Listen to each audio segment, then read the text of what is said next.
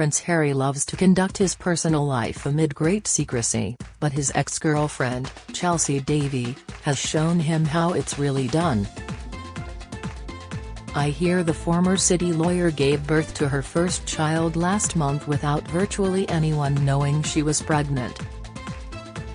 Chelsy gave birth to a healthy boy, one of her friends tells me. She's named the baby Leo. Appropriately, Chelsy's baby was born at London's Chelsea and Westminster Hospital.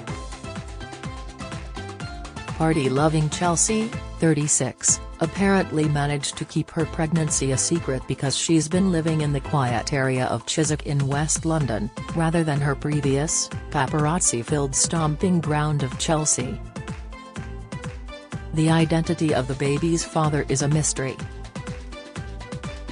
Her last known boyfriend was dashing television producer James Marshall, but they split up in 2018. Chelsy revealed in 2020 that she had a serious boyfriend, but did not give his name, explaining, "There is someone, and I am quite taken by this one, but it's very new and I don't want to say too much." Chelsy, who was born in Zimbabwe, began dating Prince Harry while she was a pupil at Cheltenham Ladies College. The pair had an on-off relationship for 7 years until they split in 2011, as Chelsy didn't want to be a royal bride. The tumultuous couple were still the subject of rumors in September 2015, when reports suggested they wanted to give their relationship another go. Less than a year later, Harry was introduced to Meghan Markle. Chelsy, who now runs a jewelry and luxury travel business, did not respond to requests for comment. Very modern manners. At what age should you give up disco dancing? Countess Bathurst, Chatelaine of Cirencester Park in Gloucestershire, where Princes William and Harry played polo, has fractured her wrist at a wedding. "I was being spun around on the boards, on which a drink had been spilled," Sarah Bathurst, 57, says. "I measured my length in spectacular style. Not realizing what I'd done, I carried on dancing for 3 hours. My street cred with the young has reached new heights." It wasn't until the next morning that she went to hospital. She adds, "The lesson that it's unwise to try to keep up with the younger generation has been learned." Having been forced to share the lavish 115-room, Grace and Favour Chevening house in Kent with Liz Truss, Dominic Raab is now trying to emulate its spectacular 18th-century entrance hall at his own home. The Deputy Prime Minister and his wife, Erica, have been granted permission to renovate their £1.6 million 5-bedroom house near Esher in Surrey, following a planning battle with a neighbour. The Raabs are to build a cosy den, as well as an enlarged entrance hall, study and rear lobby.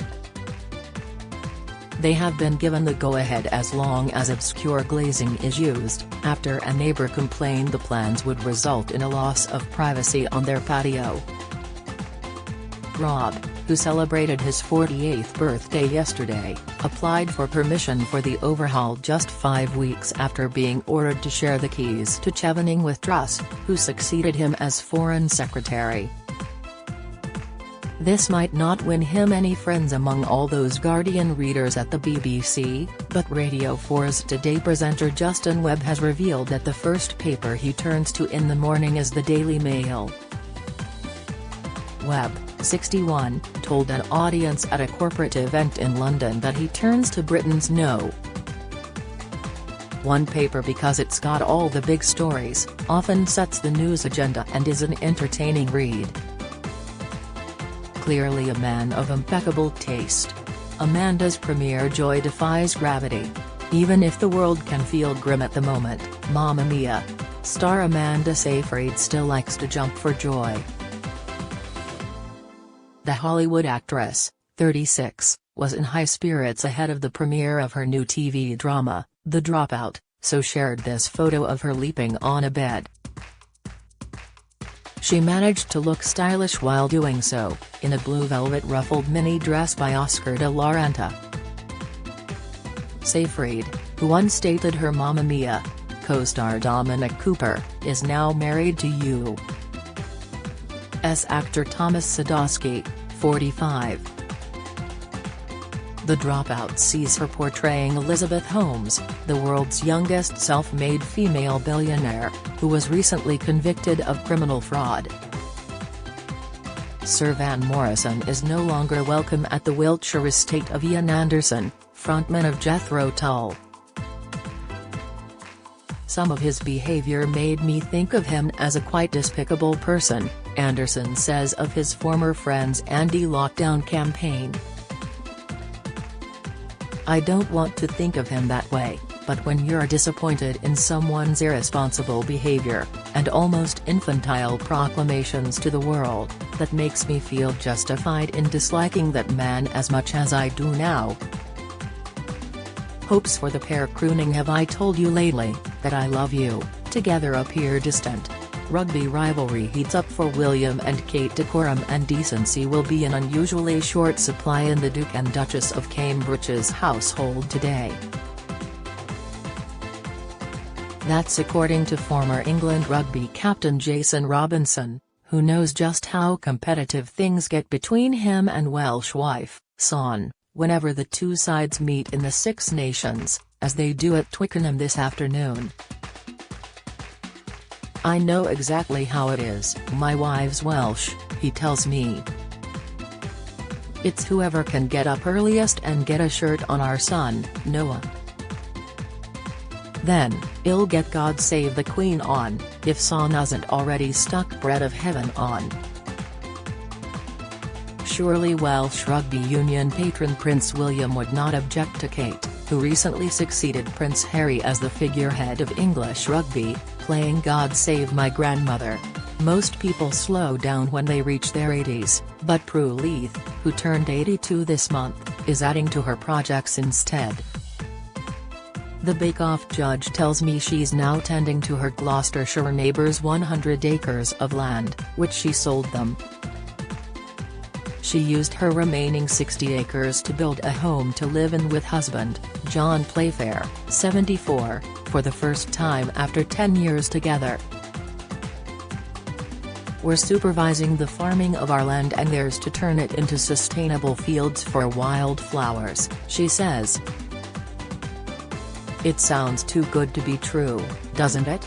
LA school system runs on bribery, moans Petra's chap. Formula One heiress Petra Eccleston's fiancé, Sam Palmer, announced last year that they were homeschooling their children because the curriculum included too much woke stupidity, but now they've made a screeching U-turn. I can disclose that the couple are trying to enroll their 3 children into expensive private schools in Los Angeles. But that's apparently proving problematic, with former vintage car salesman Palmer moaning that the disgraceful school system in the U.S. city, where they live for most of the year, effectively runs on bribes. To get into private school, it's all about how big your donation is, he wails. If you turn down their ridiculous requests, it's made clear you are not welcome at the school anymore. Schooling in the UK is much easier and more classy. Time to return home? This is one snub that will really hurt Prince Andrew. I can disclose that his honorary membership of the Royal Dornoch Golf Club has been revoked after his humiliation.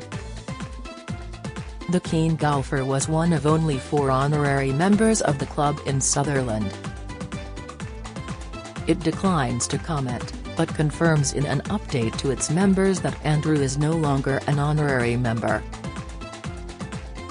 One tells me, it is a welcome move given that certain standards of behavior are expected of members.